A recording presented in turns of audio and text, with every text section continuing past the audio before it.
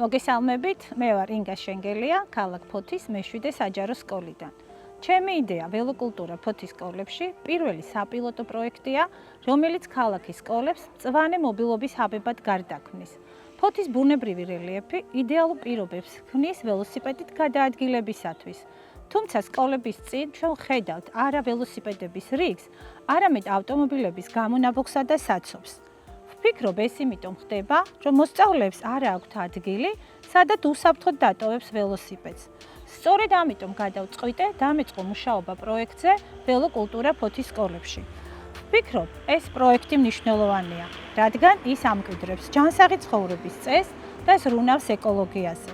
ჩემი მისიაა ვიყო მონაწილე დედამიწის ყველაზე დიდი გამოწვევის, ეკოლოგიური პრობლემების წინააღმდეგ ბრძოლისა. ინიციატორის სკოლის რეალობაში ველოკულტურის დამკვიდრების, რაც ამავდროულად ჯანსაღი ცხოვრების წესის პოპულარიზაცია.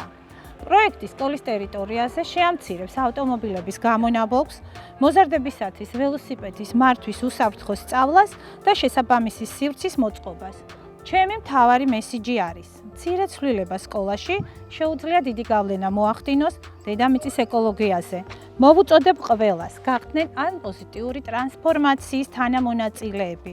ორბილიანი მეტის პროექტის ფარგლებში შემომიერთდით თუ თვლით, რომ პროექტი იმსახურებს ხარდაჭერას, რადგან ამ პროექტით ვქმნით უსაფრთხო და ჯანსაღ გარემოს მომავალი თაობებისათვის.